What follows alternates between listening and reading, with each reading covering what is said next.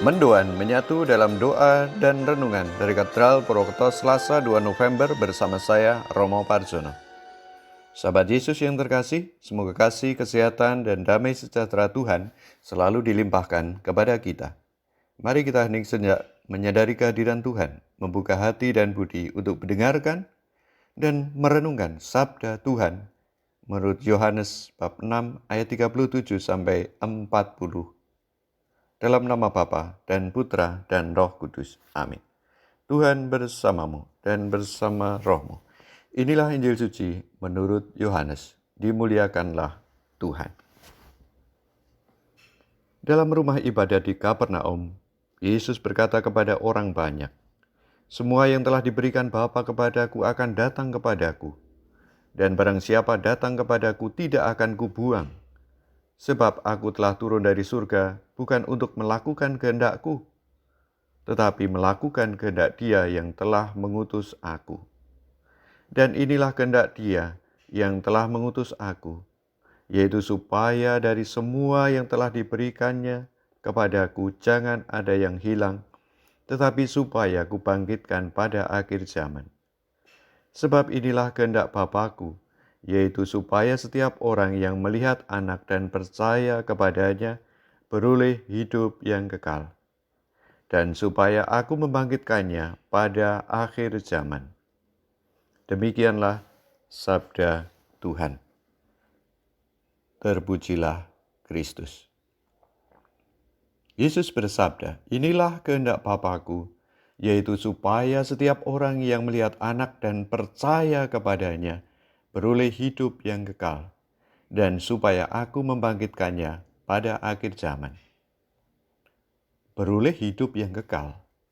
Hari ini kita, Gereja Katolik, mendoakan saudara-saudari yang telah dipanggil Tuhan. Mereka yang telah meninggal dalam Kristus yang menebus. Apa tujuannya? Agar mereka mengalami hidup kekal dan kelak dibangkitkan pada akhir zaman. Secara khusus, kita arahkan pandangan kita kepada saudara-saudari kita yang sebelum meninggal telah percaya kepada Yesus Tuhan. Kita mempercayakan mereka pada pemenuhan janji Yesus, yakni yang percaya kepadanya beroleh hidup yang kekal. Selama hidupnya, saudara-saudari kita telah mempercayakan hidupnya kepada Tuhan Yesus. Wujud iman itu dapat kita lihat dalam cara hidup dan bertindak mereka, cara merasa dan cara berpikir, cara mengambil keputusan, dan sikap tindakan mereka yang baik dan penuh kasih, ketaatan mereka kepada Tuhan, kesetiaan dalam pengharapan kepada Tuhan ketika ada dalam penderitaan dan kesusahan hidup, tindakan mereka yang didasarkan kepada kasih, perjuangan mereka untuk mengampuni dan memberi maaf kepada sesama. Semuanya memperlihatkan bahwa mereka sungguh percaya kepada Tuhan dan mempercayakan seluruhnya hanya pada Tuhan yang diimaninya sebagai jalan, kebenaran, dan hidup. Mari kita syukuri segala kebaikan dan cinta mereka. Dengan itu kita memohonkan belas kasih Tuhan, agar mereka segera mengalami kesempurnaan iman, harapan, dan kasih dalam kerajaan surga bersama Bapa, Putra, Roh Kudus, dan bersama semua malaikat dan para orang kudus untuk selama-lamanya. Marilah kita berdoa.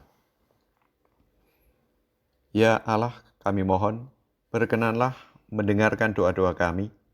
Engkau telah menganugerahkan kami iman yang kokoh akan Putramu yang bangkit dari antara orang mati. Semoga Engkau juga meneguhkan harapan kami bahwa bersama hamba-Hambamu yang telah meninggal, kami pun akan bangkit untuk hidup abadi. Demi Kristus Tuhan dan pengantara kami. Amin. Mari mohon berkat Tuhan. Tuhan bersamamu dan bersama rohmu.